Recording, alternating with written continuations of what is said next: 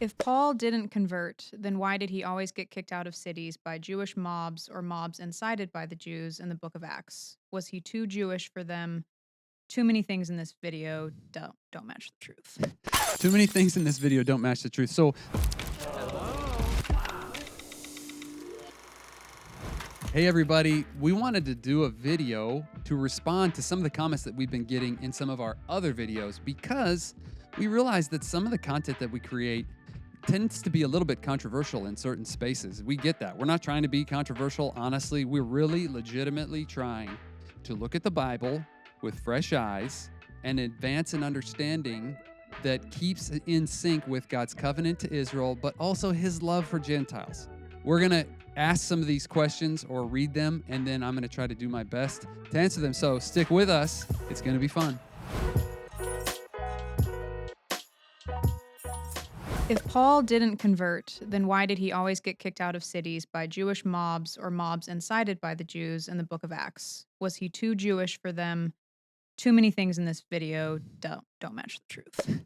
Too many things in this video don't match the truth. So the question is, why did Paul get so opposed? Why was he so opposed by the Jewish people? He got kicked out of synagogues. They tried to stone him, all these other things. Well, I would ask the same question about Jesus. Why did Jesus get opposed? Why is Jesus still opposed today? This isn't a Jewish question, honestly. This is a question of, I'm not going to go stand out on the streets in America and just think that everybody I tell about Jesus is going to say, yeah, great. I mean, this happens today. The message of Jesus and the message that God is trying to bring even through the particular people of Israel is to say, there is one path to me, one path, and it's through this way.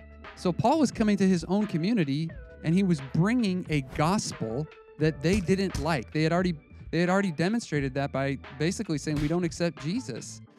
And the reason that it was so abrasive in a lot of these places is because Paul was upsetting the norm.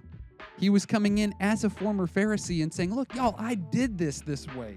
I tried doing it the way you're doing it. And God met me on a road and blinded me and revealed himself to me and showed me there's a different way to this. Jesus is the Messiah. And I think it's in Matthew 16 where Jesus is in the synagogue in his hometown. And he gets up and reads, and it says in this text, they were deeply offended at him. So this is very common. I mean, that people, think about it with our own families. We come to faith in Jesus. We go tell our family members that aren't believers. They don't want to hear it from us. They don't like it. So this is not a proof text. Just because Paul got kicked out of synagogues doesn't mean that that this is proof that Paul was still not a Jew, that he was now a Christian at all. This is just almost like a common sociological phenomenon.